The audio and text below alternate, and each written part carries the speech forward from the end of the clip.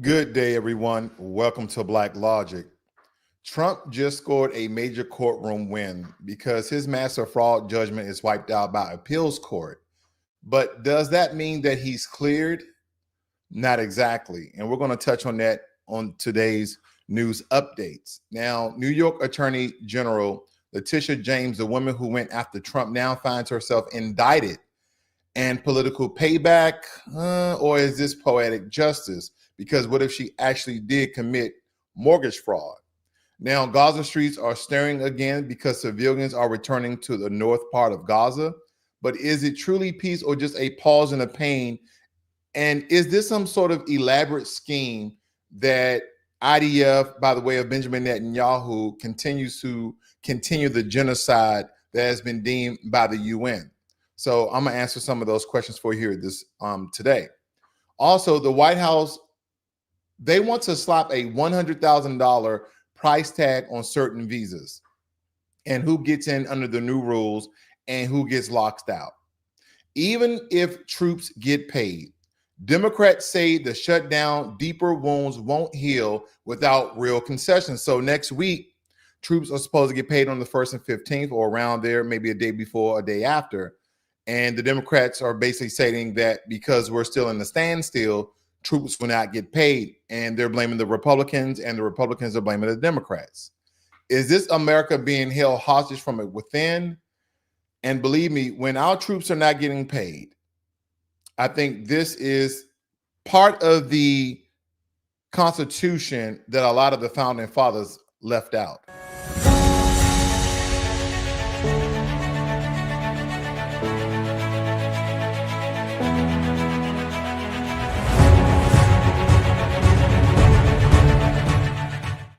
So a New York appeals court has thrown out the massive civil fraud penalty that was levied against President Trump. And this was a judgment that once hovered around $500 million, plus a lot of sanctions for his businesses. The ruling spares him from the financial blow of paying roughly $500 million. But it keeps the fraud finding intact and maintains business restrictions. So in some regards, the indictment that Trump were going through is still plaguing him. By the way of Letitia James, we're going to pretty much touch on in this next news update because he is now going after her politically as well as judiciary. Now, this isn't just a drop in the bucket for President Trump because restricting his business in America is going to basically hurt his bottom line. And this isn't just a legal reversal, it's a political lifeline. Now, when it comes to the likes of Letitia James, and I know you guys are familiar with her, she's been in the news because she is now been indicted. She has been formally charged with bank fraud and making false statements tied to a 2020 mortgage deal. And the indictment comes after years of her leading a civil case against President Trump. And the critics call it retaliation. James called it baseless and said it's a weaponization of justice. Now, the only thing that will deem her being correct is evidence proving that she did not commit mortgage fraud, or does the president has legal foundation in going after Letitia James because there's evidence that she actually committed mortgage fraud. Because do not forget, President Trump is going after every single person, whether they be on the side of the law, like an attorney general like Letitia James, or the former chief of the FBI, James Comey. He's going after absolutely everyone. It says here that Letitia James accuses President Trump of weaponizing U.S. justice systems after her indictment. Is this possible, ladies and gentlemen? Absolutely it is. But is it true? We have to wait until the courts to decide. And if the courts is on President Trump's side, as we've seen with the Supreme Court, who knows what really is the truth?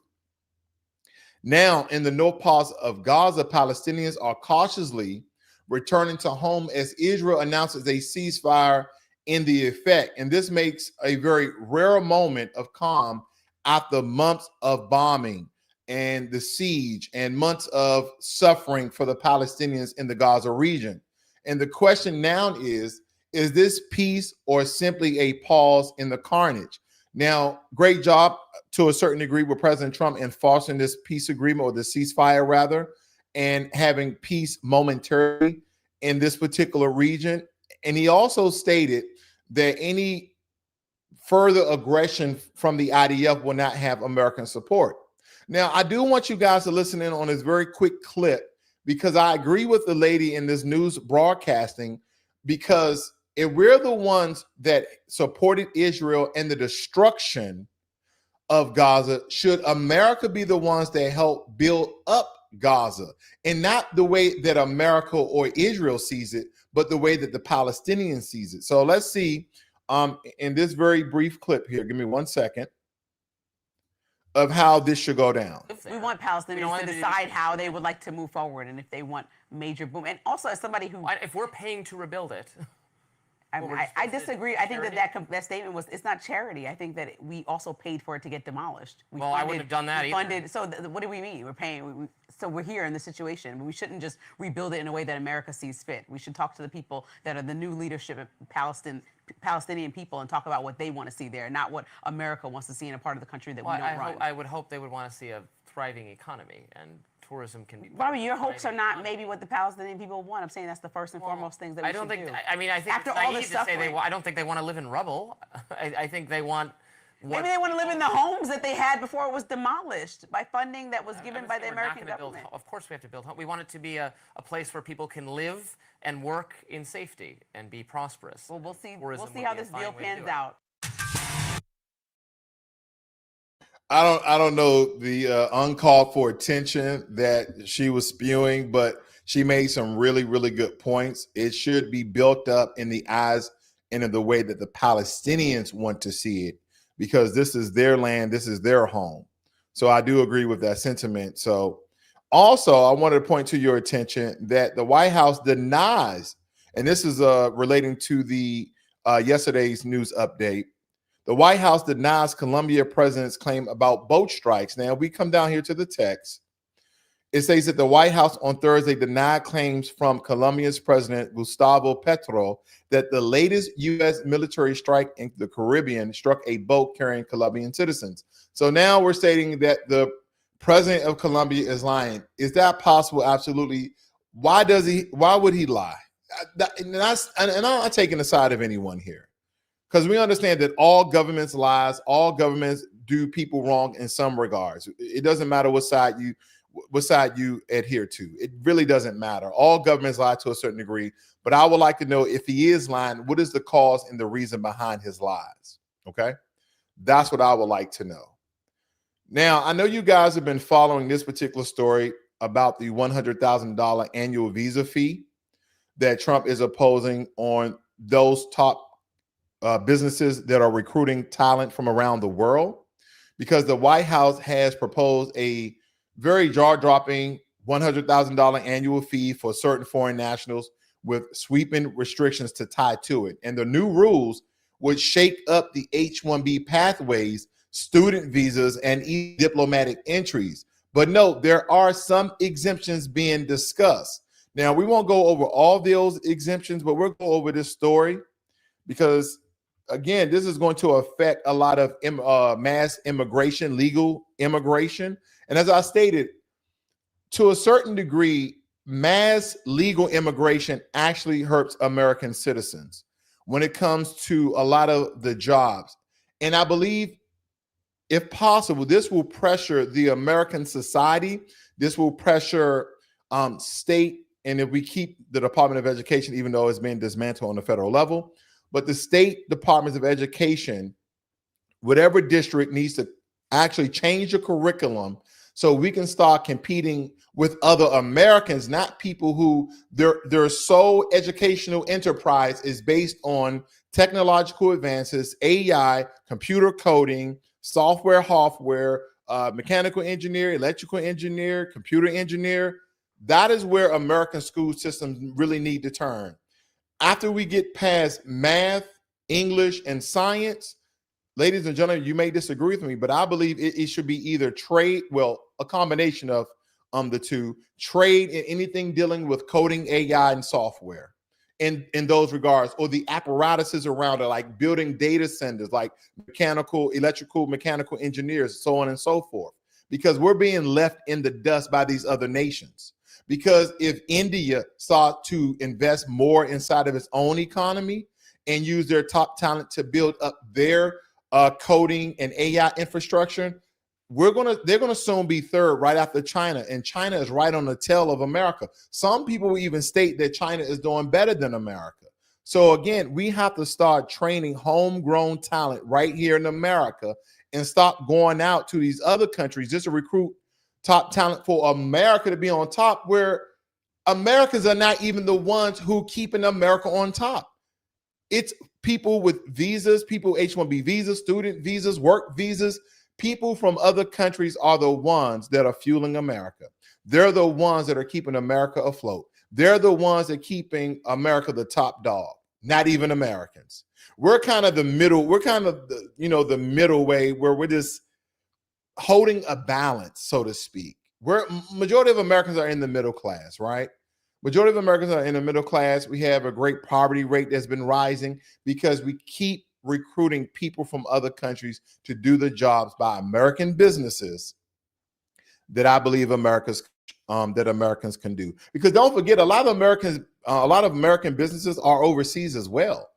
They have headquarters and departments in America as well as overseas. Now, they're overseas, of course, those countrymen from India, from China, from the UK, no matter where those businesses are, I understand those people that are natural to that country take those American jobs because that American business is in their country. But we have large demographics of people who have been recruited, and mostly coming from Asia when it's dealing with tech, to come and receive, I won't say take, receive American jobs because American businessmen and women are recruiting from overseas and not here in America. That's because the pool in America is so small. Because we have yet to equip, train, and educate our youth on all of these, on this very rocketeering job market like AI, coding, software, computer hardware, and I said all the sorts of the engineering. So now we have the specialty occupation definition also clarifies that although the positions may allow for a range of qualifying degree fields, each of the fields must be directly related to the duties of the positions. And these are some of the restrictions that President Trump is putting in place. Definition of specialty occupation. Now, he has to do this. And again, I do agree with the construction of this because, again, it's going to deter American businessmen from recruiting people from other countries.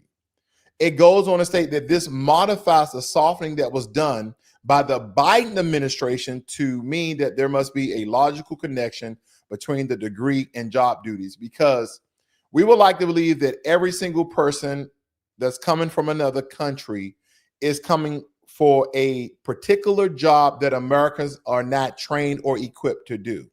Where you and I know there are a lot of call centers in America that have a lot of foreign nationals doing those jobs that Americans can do those jobs for $15, $18, $20 an hour. So again, this has to be a direct tie to the job that they're doing. They also have cap exemptions. Scrutiny of third-party placement. Companies that place H-1B workers at the other firm's work sites, a common practice in the technological and consulting sectors, will come under more scrutiny, meaning that they will probably get fined because you're not recruiting the talent for the particular job that you state that person was going to do, which is a good thing. More scrutiny of companies that previously violated wage or labor condition rules. As we were telling you guys, that they recruit a lot of this top talent. Take, for instance, you're going to be someone who writes code. Okay, you're just going to write code, Raspberry, Linux. You're going to write some sort of code, HTML, whatever it may be, JavaScript. You're writing code for a particular business. Now, if you were to hire an American who has that skill, talent, certifications, and degrees, you will have to pay them at a starting pay of $180,000.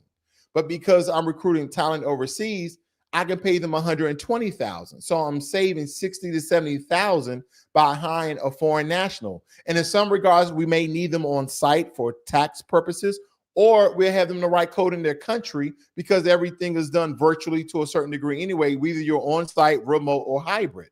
So when we look at this, in some regards, some of the things that President Trump when it comes to the visas that actually could benefit Americans. I can see how it can benefit Americans. So that is a good thing. Restrict employment-based green cards. This may stop employers use the O-18 visas and national interest waivers to hire high-skilled foreign nationals. Now, the O-18 visas are for individuals with an extraordinary ability in the sciences, education, business, or athletics, not including the arts, motion pictures, or television industry. We already have that, because when it comes to a lot of American films, we're seeing a lot of people who are portraying Americans, Black Americans, white Americans. They're portraying Americans, but they're from the UK. They're from Africa. And they're not giving the roles to American citizens anymore. They're having people who can cosplay as American citizens, especially Black. We've seen a lot of people from the UK as well as Africa play American roles, and a lot of our icons in these particular roles. Well, there must not be a lot of American, Black American talent who can do these jobs. We have thousands of Black American who are gifted in acting and being in front of the camera. So miss me with all of that. I wonder what's the ploy, what's the plot behind that? Now, Democrats warn that if they put Democrats are doing so much right now, and I understand the bigger picture. This is pressuring the Republicans to include health care for low, impoverished, and low-income Americans. And hopefully this has nothing to do with illegal immigrants and giving them health care. That should be eradicated from this budget, from the bill. But they're pushing back. Paying U.S. troops who missed their paychecks won't be enough to resolve the shutdown.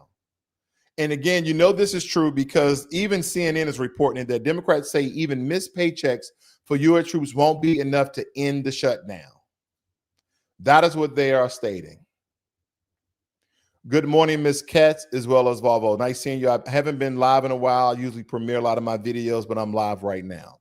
Thank you guys for joining me here. If you're new to Blacklogic, please hit that subscribe button as well as the like button so we can bring more people into the news update this morning.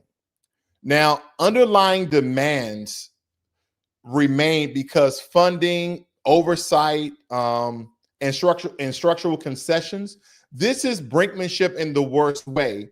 When we look at how the government gets paid, the president, congressmen and women, as well as senators still get paid during the government shutdown, but our United States troops will not be getting paid.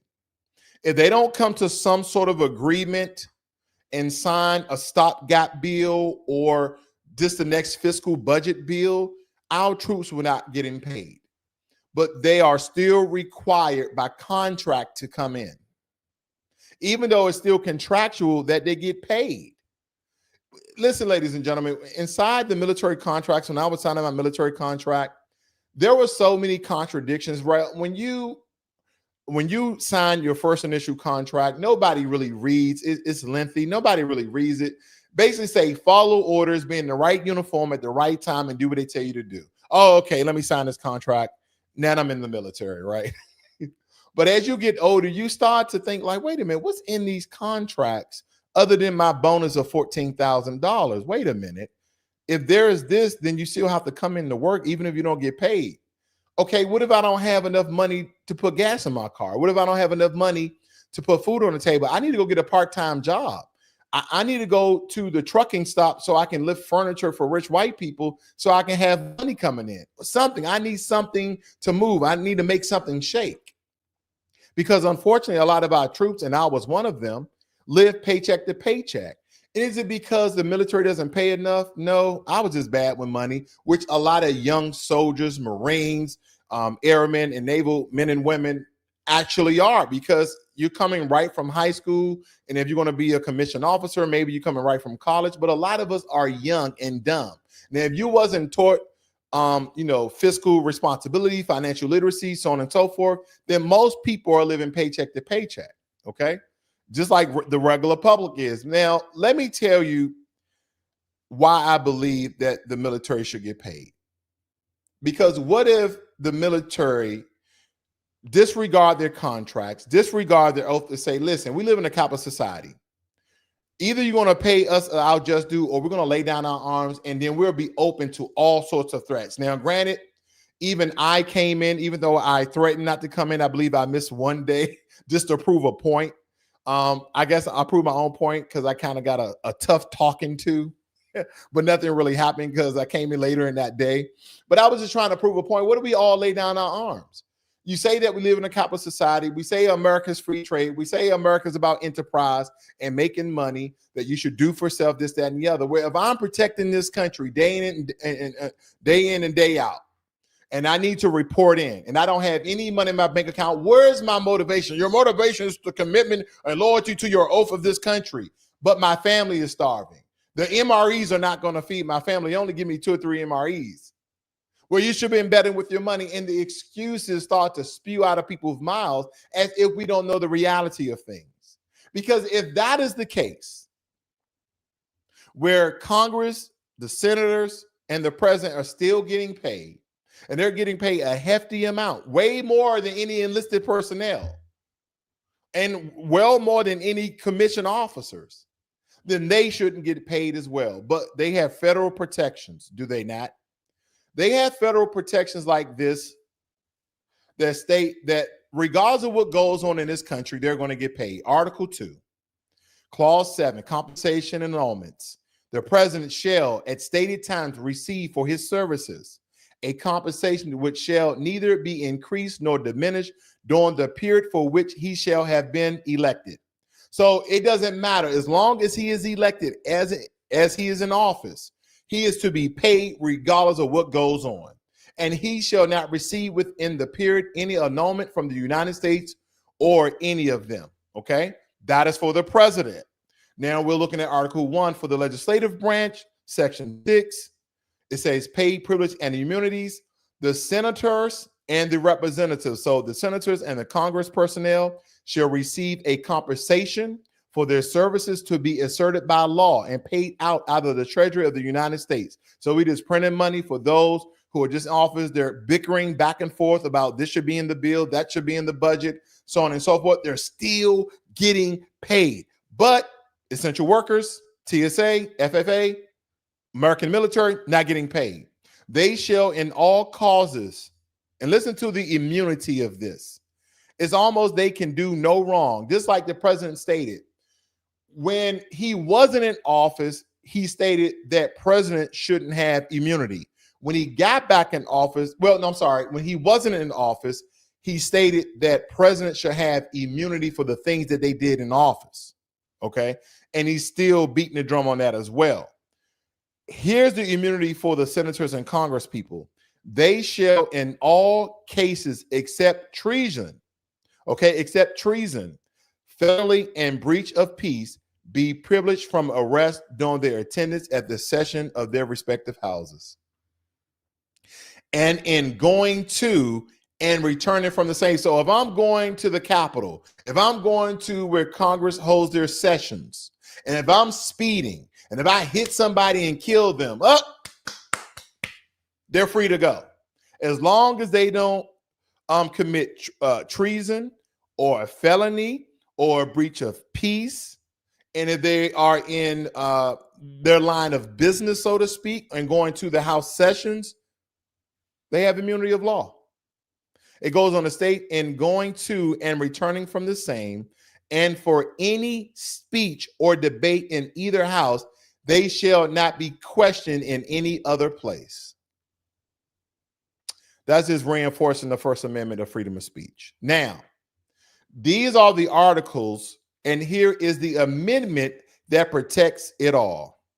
No law varying the compensation for the services of the senators and the representatives shall take effect until an election of representatives shall have intervened. Basically meaning while they are in office and they are elected officials, that they will continue to be compensated by the U.S. government by the way of the tax dollars.